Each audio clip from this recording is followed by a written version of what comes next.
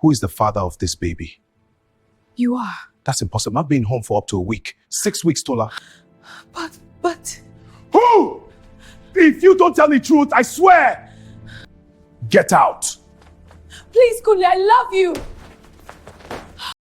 Kunle loved his wife in a way that shaped his decisions, directed his ambitions, and silently influenced every sacrifice he made.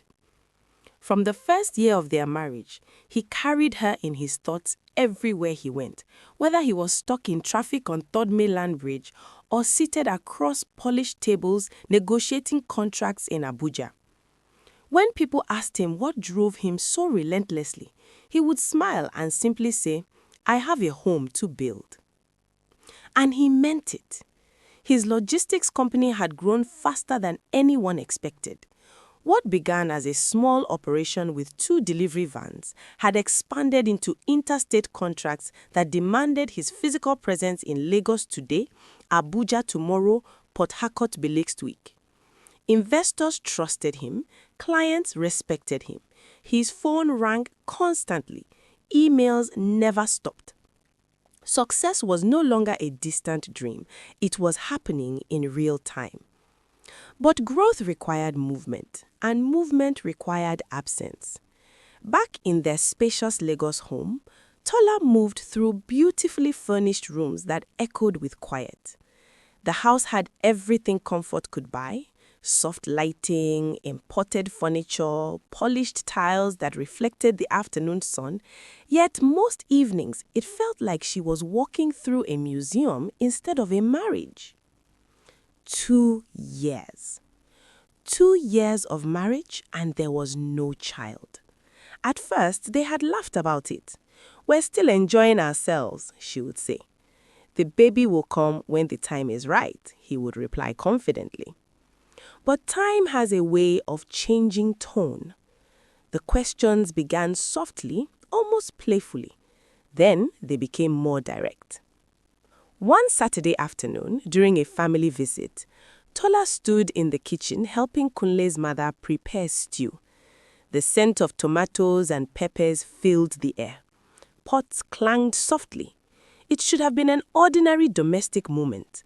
Instead, it became something else. Tola, my daughter, any good news yet? Good news, Mama. What do you mean? You know what I mean now. When are we expecting our baby? We're praying about it, Mama. When I married at your age, I already had Kunle in my arms. These days, young couples say they are waiting. Waiting for what? My son married early so that I will carry my grandchildren on time. Kunle, are you planning to surprise us in 10 years? Mommy, don't worry. It will happen. But Tola noticed the way his mother's eyes lingered on her, as if she were the reason it had not happened already. The pressure followed her home. That same week, Kunle traveled to Abuja for what was meant to be a 2-day meeting. It stretched into 5. On the 3rd night, she called him. He didn't answer. She called again. Still nothing. By the time he returned the call hours later, exhaustion coated his voice. Hello, my love. Where are you? In my hotel room. We just finished a meeting. And you couldn't pick your phone? I was presenting. My phone was on silent. Are you sure you were in a meeting? What does that mean? It means you're always busy. You're always unavailable. Sometimes I wonder if work is the only thing keeping you there. Tola, I am working. You're always working. I wish you could see how hard I'm trying. And I wish you could see how alone I feel. I think we should end this call. Fine. Good night. He stared at the dark screen long after, wishing he could tell her the real reason he worked so hard.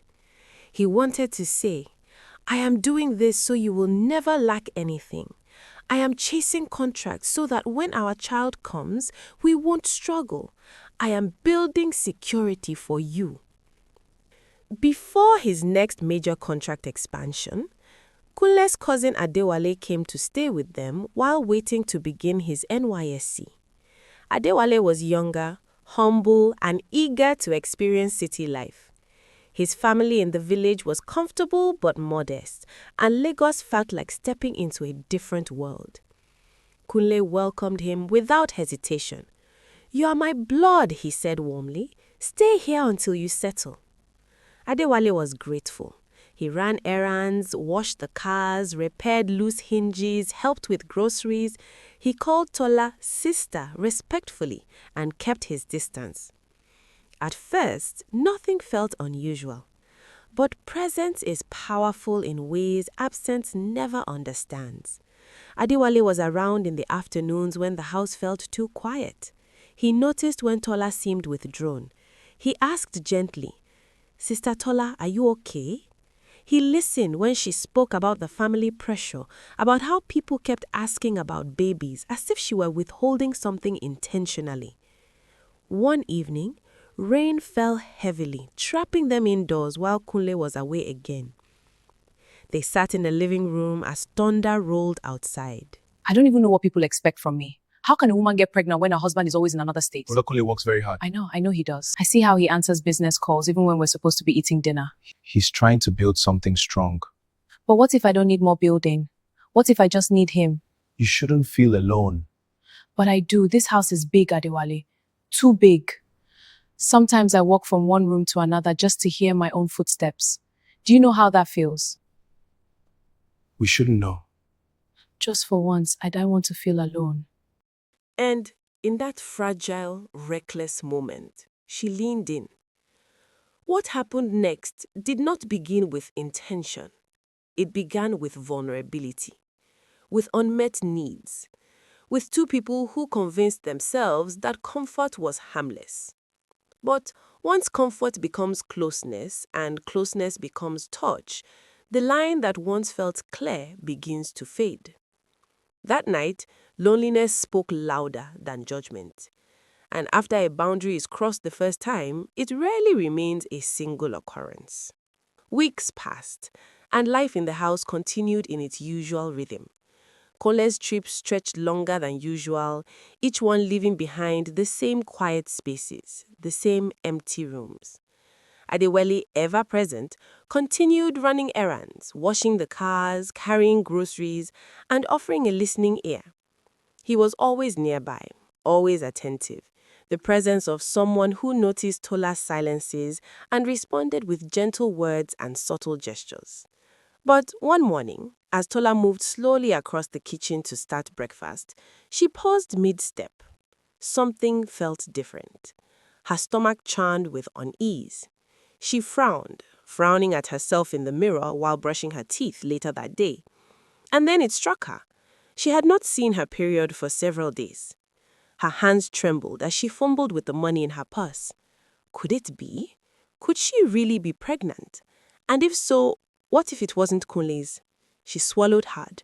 Her chest tightened and a cold wave of panic passed over her. Her husband had been away for almost the entire month. He would know immediately that something was wrong. Her steps were shaky as she walked to the pharmacy, avoiding anyone she knew on the street. Inside, she selected a test kit, her fingers trembling as she tore the plastic open. She could barely bring herself to read the instructions, could barely breathe as she carried out the steps. Minutes stretched like hours. When the results appeared, her heart leapt into her throat. It was positive. Tola sank into a chair, gripping the edge of the table. Her mind raced. What am I going to do? How can I tell Kunle? How will he react? He'll know it isn't his. Oh God, what have I done? Adewale and Tola were lying side by side when she said it. The curtains were drawn, the room dim, except for the thin line of evening light slipping through the fabric. The air between them felt heavy, thick with something unspoken. Adewale had noticed her silence for several minutes, the way her breathing was uneven, the way she kept staring at the ceiling as though answers were written there. He turned his head toward her. She hesitated before speaking, her fingers twisting nervously into the bedsheet. She told him she felt she might be pregnant.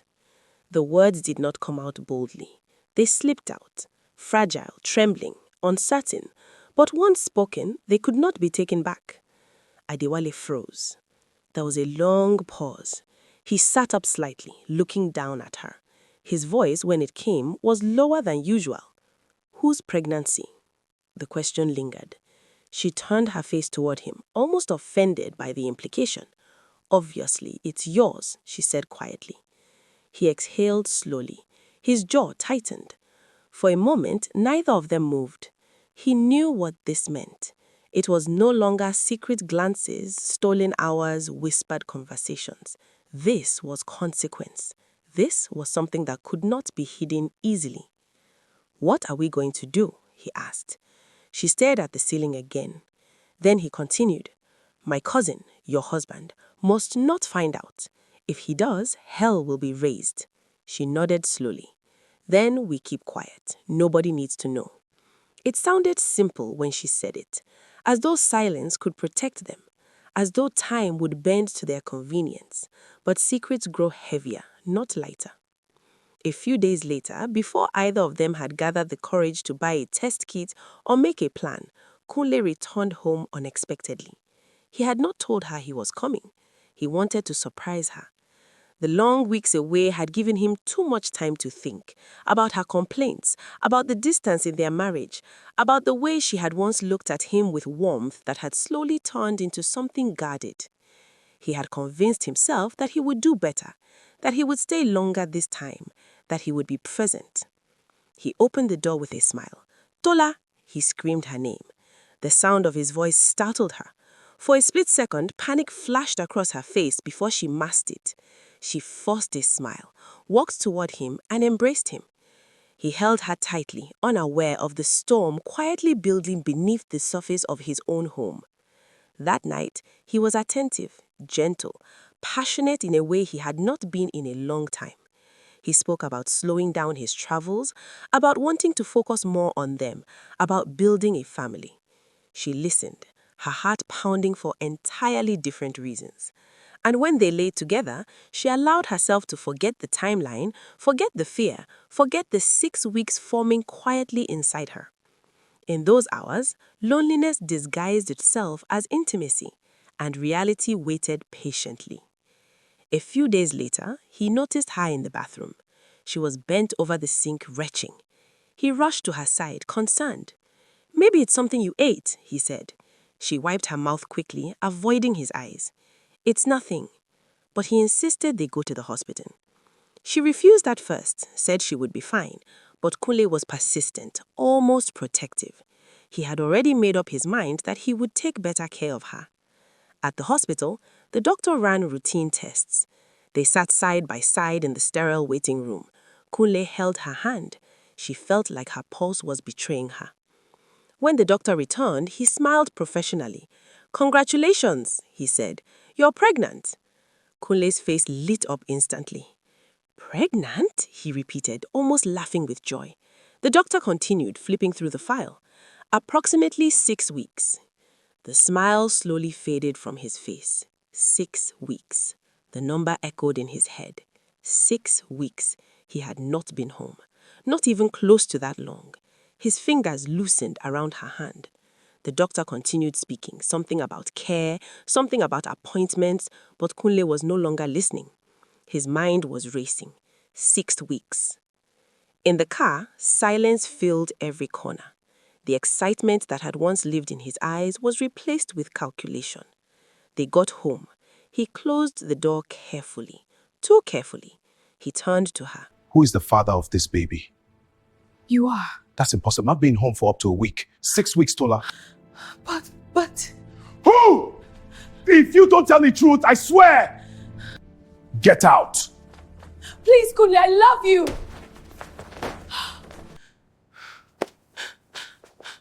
Fight, Adwale! What are you saying? He was attentive.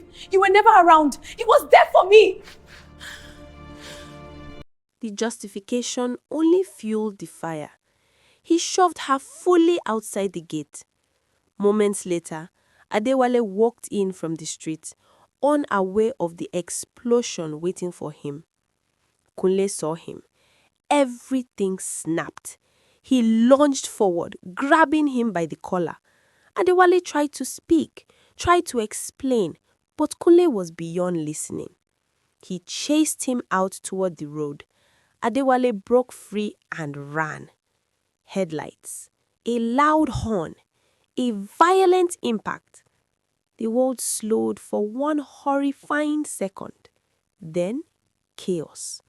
People screamed. Kunle stood frozen as Adewale's body lay motionless on the asphalt. He was rushed to the hospital, but he did not survive. Grief replaced rage. Shock swallowed everyone whole. Tola was already at her parents' house when the news reached her. She collapsed into her mother's arms, guilt suffocating her.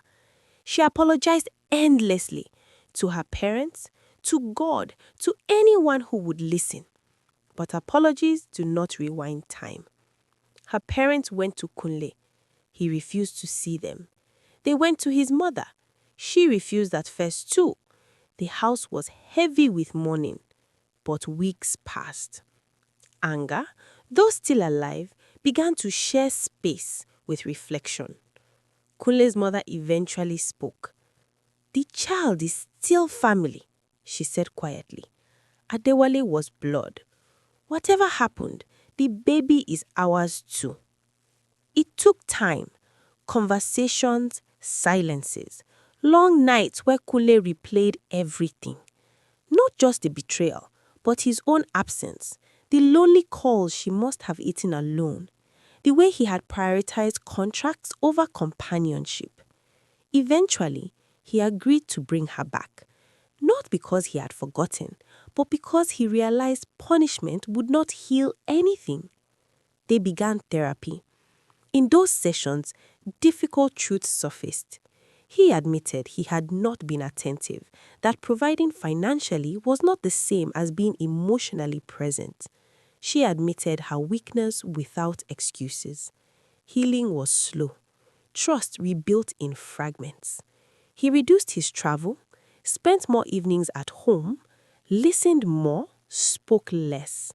The child she carried became a complicated symbol of betrayal, of loss, but also of second chances. And though the scar of that night would never fully disappear, they chose to rebuild. Not perfectly, but deliberately, because sometimes the hardest lesson love teaches is that presence matters more than pride, and silence never truly protects what is already breaking.